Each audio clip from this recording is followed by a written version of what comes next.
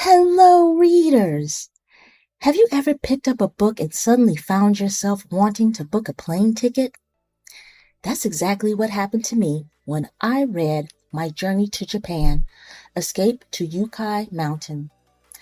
At first glance, it's a graphic novel adventure about twins Penny and Polly, a mysterious kappa named Shumisu, and a journey filled with magical creatures.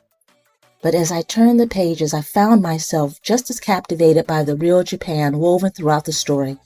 The festivals, the food, the folklore, the fashion, and the traditions. Today, my guest is Matthew Loux, the author and illustrator behind this adventure. Readers may already know him from the Time Museum, Prunella and the Cursed Skull Ring, the Spark Experiment, and Saltwater Taffy series. But in this newest book, he's created something a little different. A story that invites readers to travel, explore, and ask questions about a culture beyond their own experience. Today, we're talking about why mythology continues to fascinate us, how graphic novels can make learning feel like an adventure, and what happens when curiosity becomes the real hero of the story. I'm Annisha Jeffries, and this is Reading in the Middle. Matthew, welcome to Reading in the Middle. How are you? I'm very good. Thank you for having me. I really appreciate it. Well, thank you for being here. And I'm just going to jump right in, right? So your story begins with Penny and Polly, and they're twins. And they're spending what feels like an ordinary day in a hotel lobby until they meet a Kappa child named, help me out, Shimizu. Shimizu. Thank you. You know how many times I practice that? And then I get on here. It's like, so it's a very quiet opening that shifts quickly into wonder. And what was the first spark that made you think this is a story I need to tell?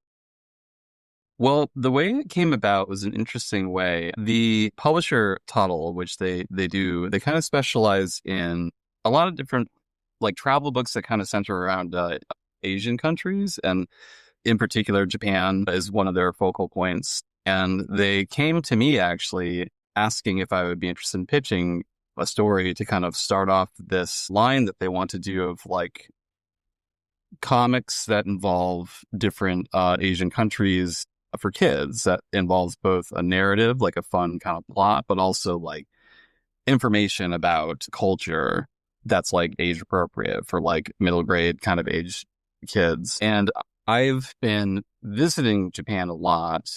My wife and I have visited there over 10 times together. We Nice. actually got engaged there and had our honeymoon there. And my wife, Abby, actually also does a travel book, like a comic travel book about Japan called Cool Japan Guide. So that's how they knew about me, is through her. But they also knew that I kind of specialized in like books for kids. So it was like a really like wonderful, like, email to wake up to. And I'm like, yeah, this sounds really right up my alley, And so even before I agreed, I had ideas. And one of the big ideas was like, well, I love yokai. Yokai, for anyone who doesn't know that, yokai are sort of a catch-all term for Japanese monsters and supernatural things. Although there's just a lot of unique characters in the yokai spectrum. So some more known than others, but it's a lot of fun, and it's definitely something I feel is appealing to me, but also appealing to kids. And so immediately I was just like, well, there's got to be an adventure in there, and I love the kind of structure. It just, all these ideas kind of sort of just came to the front immediately. We started talking about it, and it was great. It was just a very fun process. It just really clicked for me, because at the same time, another big inspiration for this story is that for the past about 3 years now, I've been teaching. I've been teaching art classes for about the middle grade age, usually between like 5-year-old to about 10-year-old. A big mix. And there's just like an energy and like an attitude that you really just can't replicate. I've been writing kids books forever, and I've definitely done presentations for kids and for schools, but like, and I'm not like a teacher, like a real teacher. I'm an art teacher at like a private studio. So those What's who a come real usually. teacher? Hold on, What's that? Matthew. You're a real teacher. No, I know. I just like to joke about that. But Oh, okay. I just mean like I'm an art teacher at a studio, not like in a public school or anything, which I feel is like they're my heroes because it's amazing. It's such a difficult job, but it's an amazing Yes. job. Um, so just like the kids' energy and like especially the ones that really like art. I teach comic classes also for kids, so that's part of it. Like I get this like feeling. I'm like, yeah, that's what I wanted in like the two main characters, Penny and Polly, is just this kind of like boundless energy and enthusiasm for what they love, and they love Japan, and they're on their first trip to Japan, and so they're excited even before they run into the supernatural characters. But it just was a really fun kind of connection of feelings and vibes for me.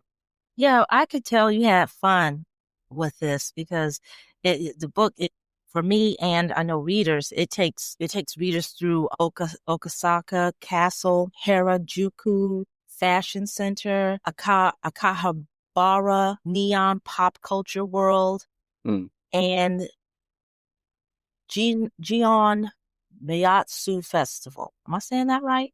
Yeah, Gion Miyatsu Gyeong Festival. Matsuri Okay. Festival. Thank you. Thank you. Sorry, There's a everybody. lot. I mean, I don't think I have. Unfortunately, I don't think I have had a lot of room to do any kind of pronunciation pages. So, if the kids want to figure that out, it's all available online. But Yeah, I mean, come on. yeah. I think I did a pretty Oh decent yeah, job. definitely. But also, too, there's such affection in these scenes that you have. And what about Japan has stayed with you throughout your travels and your studies? It's hard to, it comes from like an artistic beginning because, I've always been an artist. I've always valued art and pop culture also. And even before I realized it, lots of the pop culture I loved growing up was from Japan or made or produced in Japan. And when I was a teenager, I started getting interested in comic books. And then I learned about Japanese comic books or manga. And it was just so wildly different than a Spider-Man comic or a superhero or a Superman story. There just was so different from a completely different perspective. So it was very enticing. And also a lot of these stories, and even back then, not a lot of them were out. Now we have so many more, which is wonderful. But there's just so many different stories that aren't your typical like what I expected, like either a goofy kids comic or like a comic strip or a big muscly guy with tights and like flying through the air. And they of course have their version of that, but the concept of like different genres for different people, like is there for girls comics or for women or for kid boys or for adult stories, that kind of thing, or just like ordinary stories.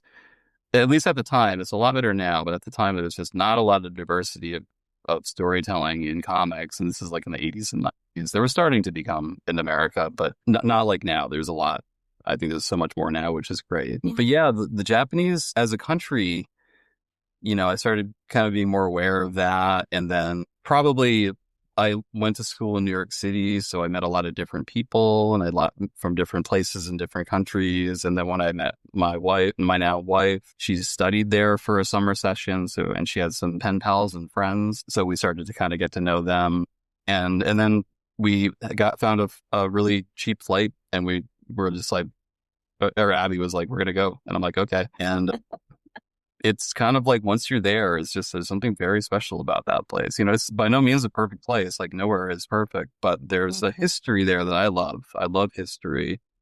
They have a history that comes from something completely different than the Western history, although Western history does seep in even from way back. But it's just such a unique combination of influences that, as every country has. So there's like a lot of modern stuff in Japan. There's a lot of like retro stuff that's still there.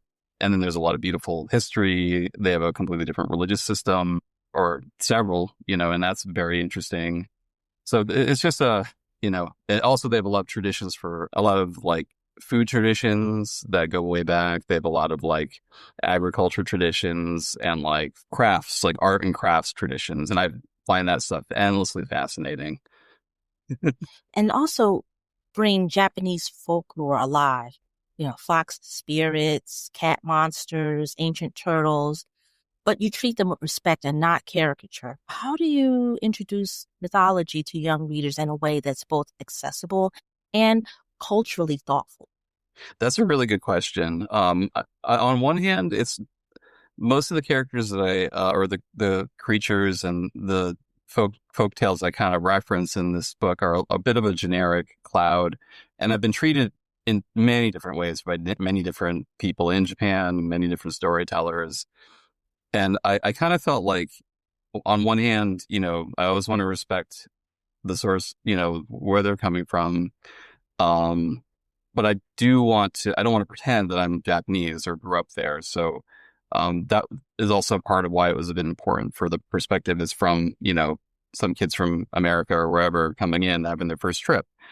And I kind of wanted it to be just about, like, it's my take on some of these characters, on some of the yokai monsters. And, I did as much research as I could, without, getting boxed into something I didn't want to do, or a story direction. But it definitely, it's definitely a balance, and I think it's the sort of subject matter where, done in this sort of way where it's really all about kind of like celebrating the different cool things that kids can enjoy about their first trip in Japan without trying to be, like, overly simplify things. I mean, it's also, it's a kid's book, so it's like I'm not trying to like preach anything. So I'm just trying to share these really wonderful characters, these wonderful traditions in a very subtle way. And if they're like, oh, this Kappa character is very weird and interesting, and they want to do a little like deeper dive, they can do that, because there are actual books, with more information about yokai monsters and some of their origins. And it's the sort of thing where it's like there's been many takes on yokai by different creators that are completely away from the original intent, or if there even was an original intent. It's an evolution of a lot of these stories too. There's definitely, every generation kind of puts their own kind of additions to the tales in some ways. Yeah, and so they do with your characters, Penny and Paulie. They experience Japan differently, right? One leaps first, the other hesitates. How do you think writing siblings who are distinct but equally curious? To me, it's like, it's weird how that happens. It just kind of fits. Like, when the characters kind of start fleshing out in my head, they sort of become real, and it sounds kind of strange, but like, I think a lot of writers would kind of say it like that, where once I kind of like figure out who they are, they kind of start to speak for themselves. Because I definitely sort of just wrote them at first as pretty much the same character. They're both twins. They're both very excitable and very excited for this trip. And they're buds. They're like, they don't fight or anything, not for real at least. And I thought that was a fun, so as you always see, squabbling, siblings. And I thought it'd be more fun for them to be, a team members essentially. But like you said, they kind of did kind of get their own personalities as it went on. And that's just kind of like, it's like they became real, and kind of like, well, obviously Penny would react this way if she sees a giant monster cat. It's still a cat to her and she goes crazy. Or yeah, definitely Paulie would be a little bit more subdued depending on different scenarios, or a little bit more, react a bit more annoyed when Shimezu steals his sushi from him and things like that. It's became a very fun dynamic, and that's the best for writing, is dynamics of characters. So the twins, and then Shimezu, the Kappa boy, which I really liked. I wanted him to be like another kid essentially, but like one that's, a little bit mischievous, kind of, he likes to lie a little bit, but has a heart of gold, and kind of learns a lesson as to like the reason he got kicked out of the yokai society on the mountain, and he has to kind of earn his way back without realizing it. And you drew everything by hand, correct? Yeah, everything by hand. I used a digital coloring and digital inking now, but like I still do it all by hand. I even do my pencils like with an actual pencil and paper still. Um, I kind of got started when that was the only option. It was long before it was, not long before, but before it became like a lot more common to be able to do everything digitally, especially penciling and inking, mainly because of price. The tablets are way more affordable, and there's a lot more programs that are better programs now than back when I started out. After a while, though, it just became kind of tough on my hand to be doing everything. Like I was inking by hand with a brush. And it gets, comics have a lot. You have a lot of art in every single book. My last book, which I did by hand, was about 160 pages, so almost a little under double of this one. Ones before that were in the 200 range. So it kind of wears on you. And you always kind of try to look for ways to help yourself out. I don't want to say shortcuts, but like that's just the way you got to do comics. You want to tell the story. You have to balance, be as good as it can look, but also getting it done on time. I was just about to say that the time is of the essence too. You have the deadlines to meet as well. So what I loved about your book is that it teaches so much about food, rituals, design, landscapes, and beliefs, and yet it never feels like instruction. How do you strike that balance for middle grade readers? Oh, thank you very much for saying that. It's not easy, but like it's a lot of fun. Once you kind of like, I try to go from it from a humorous perspective, so I try to do a lot of gags, and I try to like, and not just like the easy puns and stuff, which is nothing against puns, but I tend to kind of like a more of a balanced humor, and I like a lot of like, again, character humor where like people are maybe annoying each other or like are being kind of ridiculous, and so I try to go in that, and it was like very fun to kind of like connect a yokai and then figure their character out and how that relates to the topic.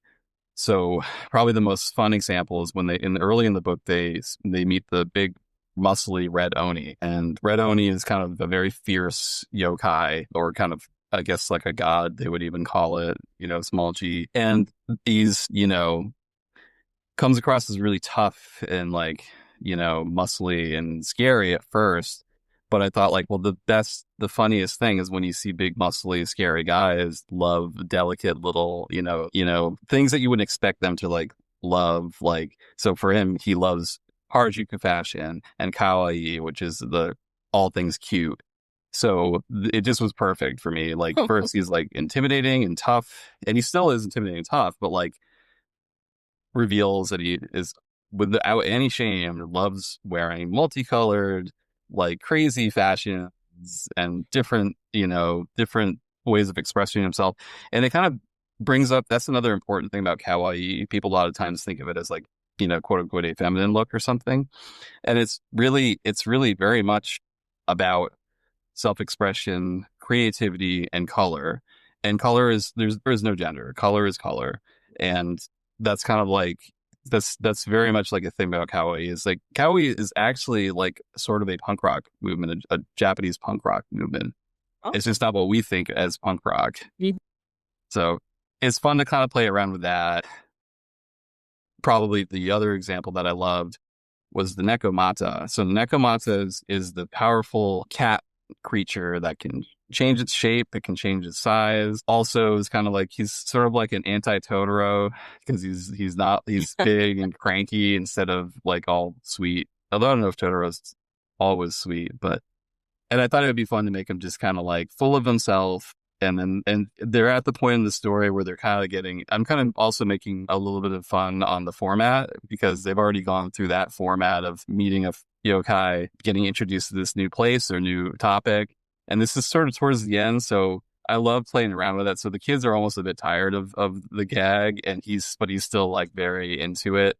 And of course, his topic is fish, is Japanese fish and seafood, which is the topic I love, because if you ever go to Japan, and hopefully you can eat fish, you'll never have better fish in Japan. So that was a very fun topic. And like, what better to, spread the love of Japanese seafood than a magical cat? I agree. Magical cat. Now, the ascent up Yokai Mountain is very tense, but it's also not overwhelming. I didn't feel overwhelmed. But when writing an adventure for middle grade, how do you create intensity without fear taking over? It's fun, but you're right. I feel like I wrote this like it was a comedy, but that doesn't mean you can't kind of introduce mood. And the mood does come from the surroundings and, the visuals. That's the one of the most wonderful things about drawing a comic is you're not reliant on your descriptive powers. You can visually show this stuff. So, and you can kind of go back and forth where like, oh, I've got kind of a scary panel, which I have a couple of kind of more mysterious looking panels where we're trying to like hint at the people in charge of the yokai in charge, that they'll meet at the top of the mountain and that they're kind of scary. But then I undercut that with like, they know what those characters are and they're actually excited to see them. So I like to kind of go back and forth, and um it's fun to balance. You're right, it's fun to balance it off, but it's always, no matter what, it's got to get, always go back to funny and heart, because like towards the end there, I really have like a kind of a lesson I wanted to, lesson sounds silly, but you know what I mean, to show some morality, to show some some heart. And it's like you don't want to overdo that either, because then it can get a bit sappy. But comedy, you have to have a little bit of heart to make it really work. You really do, because that's in life as well, right? Yeah. Right. The thing I want to mention too, the maps of Japan and Tokyo at the beginning set a quiet tone. I really love that. It's grounding readers before the magic begins. How did geography, trains, and physical movement shape the rhythm of your story? Yeah. I think it was, again, it's sort of like a natural journey. And obviously you think of somebody having their first trip, because that's the origin of the idea, excuse me, especially having two kids, so excited, probably on the first time they've ever been on an airplane that's that long of a flight. And they can't do anything yet because they're in there for 14 hours. So first thing to do is like, well, let's look at a map. And I love maps. I've always loved maps. So it was just a pleasure to draw these maps. I did one that's going to be on the inside of the books, and the inside art between the hardcover and then the story. I forget what that's called. I did this really elaborate illustrated map of all of Japan, and I think we're going to make posters of it, and I cannot wait to see that. I can't wait. I will definitely purchase a poster. I would love Yeah. that. And so that's like that'll be the first introduction. And then they're on the airplane. They look at one of his apps that shows the different maps. And it starts with the map of Japan, where I go over the main 4 islands. And the other thing too is that the map of Japan is like, it's very organic.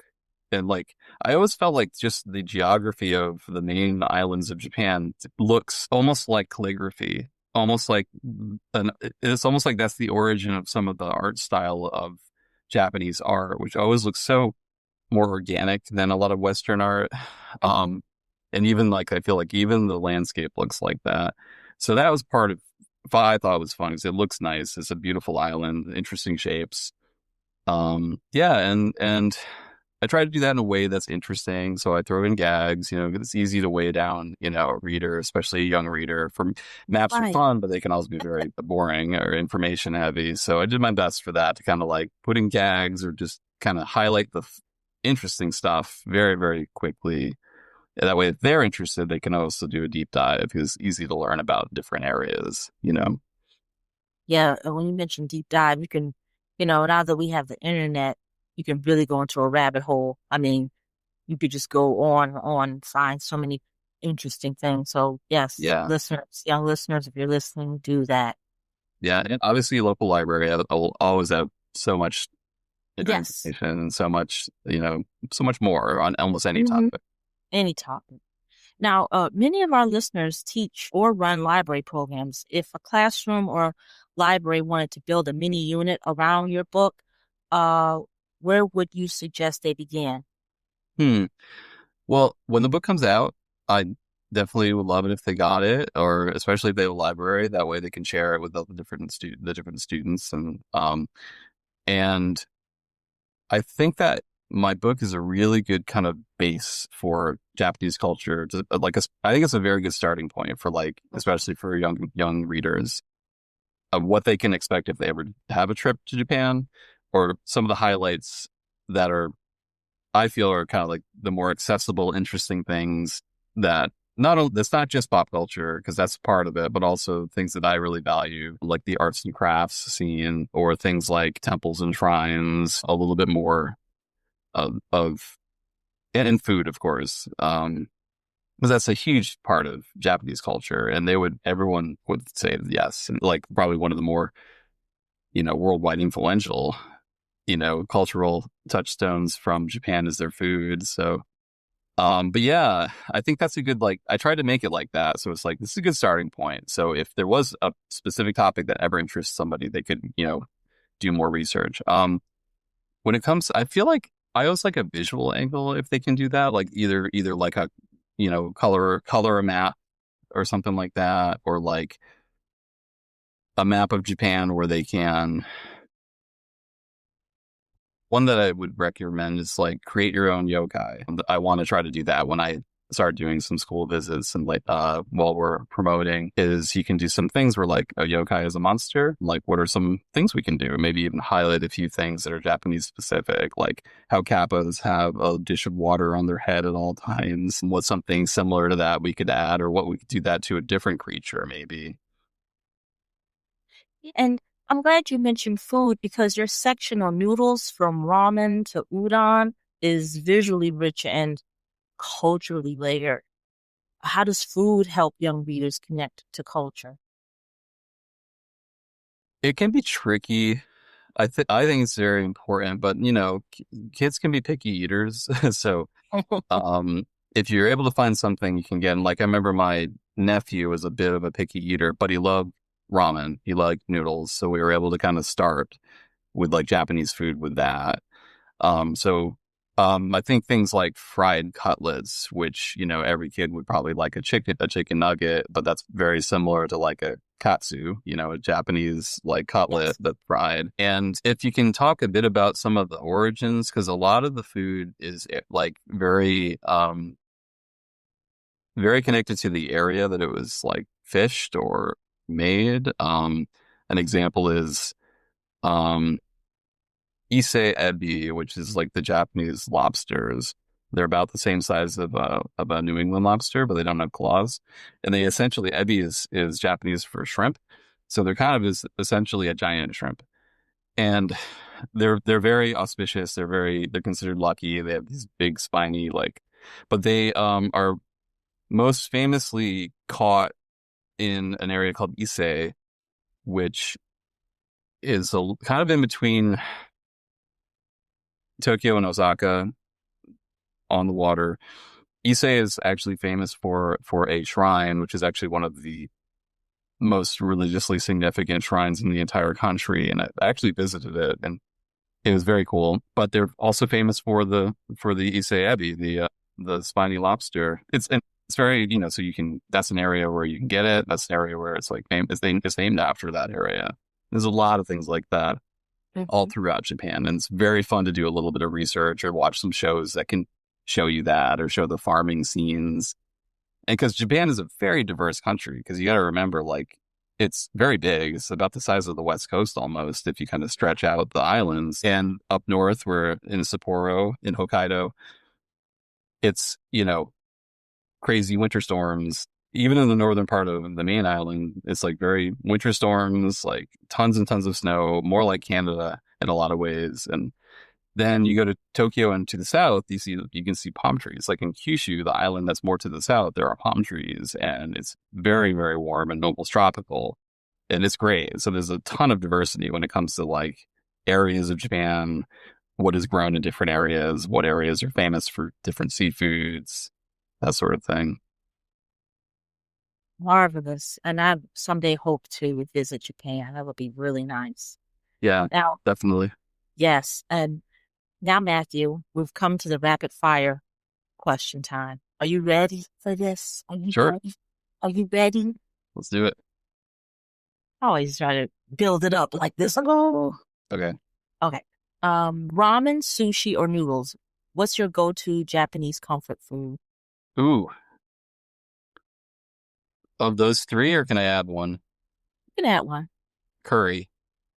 Japanese curry. When you talk about comfort food, it's got to be Japanese curry. It's their version of like a beef stew or a stew is so wonderful, but it's like very different, I think, than New Indian curry or other curries. It's actually more influenced. So they got it from the UK in like it's from the Navy. So at that time, there was a lot of Indian immigration to the UK, and so they adopted a lot of their food. And the Navy went to Japan and introduced like the curry roux to them. It's weird. You think it would have been like, oh, India itself is not that far, but it was actually because of the Navy introduced like the roux that they had like kind of like made together. And that's like I think a big reason why it's so different than Indian curry. It's like a beef stew, like gravy, but it's got it'll warm you up in the coldest night. And it's vegetables. You eat it with a katsu, with a cutlet of any kind. You can eat it with an egg on top and with Japanese pickles. That's like pure comfort for me. I'm starving right now. I want that right now. That sounds delicious. If you ever get a chance, if you haven't had it, it's fantastic. It's super, super hearty. Yes, I even like the egg on top part. I like that. Now, a place in Japan you think every young reader should visit one day? That's a very good question. I think I would say that's tricky. It depends on their interests. I like kids to appreciate history, but they don't always. So like I would say like Hakone. Hakone is pretty famous for their really excellent views of Mount Fuji. It's not very far from Tokyo. It maybe takes an hour to get out there or less. There's like these crazy bus rides up winding roads up a mountain that's super scary, but it's like very, it's incredible how good the bus drivers are there when they're driving up these mountain paths, like these thin mountain roads. There's like a beautiful lake up there. If you've got a good view, you can see Mount Fuji beyond the lake, and there's some really beautiful shrines and temples up there, and there's museums there. I went there for the first time, or the only time actually, and it was the first time we went there during cherry blossom season. And it was also when they were having seismic activity. And so there was like areas, there's a famous top of one mountain that's essentially like a dormant volcano. And there's a lot of like hot springs. It's also famous for hot springs. So there's a lot of like resorts and onsens there. And the top of the mountain, because it was like there was seismic activity, they had to close it that season. It wasn't safe. So because of that, it wasn't as busy. So we went there. We didn't obviously go to the top of that mountain, but it was a really incredible experience. And it was peak cherry blossoms. It was just absolutely gorgeous. And it felt like I was in another world. It was also like very cloudy one of the days too, very misty. So like it was really a really unique experience. I think like that, but like also things that kids might be more interested, I would say things like Akihabara, which is the pop culture center in Tokyo. If they're ever I actually love the city of Osaka, and Osaka has an area that's a little bit like that called Den Town. And it's also so they have a lot of manga, they have a lot of toys, toy shops, vintage video games, just like Akihabara, but it's a little more retro feeling. And it's very close to a neighborhood called, forgetting what's called, but it's where the famous Tsutenkaku Tower is, and it's a very retro area, but it's like very fun. There's like a lot of like exciting signage and a lot of excellent food. So if they ever get to Osaka, I almost would recommend Osaka for people in general, but also kids over Kyoto. It's like Kyoto's wonderful and beautiful, but Osaka is kind of earthy. And I used to live in New York, so like it has a similar feel of like a realness to it that I love.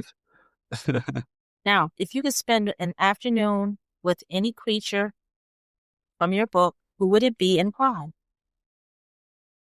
An afternoon? Let me think.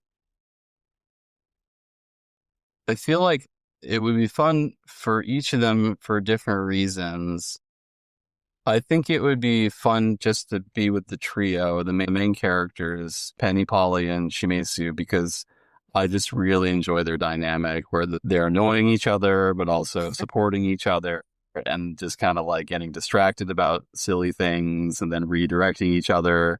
And it also probably is very influenced by my students that all do that, and can be like on one hand snapping at each other, but then the next hand helping each other, through a problem. So I think that's probably that. Although it's probably the person I most relate to, the character, is the Blue Oni. So it's Red Oni's brother, Blue Oni, who's a lot more conservative in his personality a little bit, loves arts and crafts, which is something I adore. And so probably I would that's probably the person I'd want to hang out with, just because we would be making paper and we would be making all these different arts and crafts things.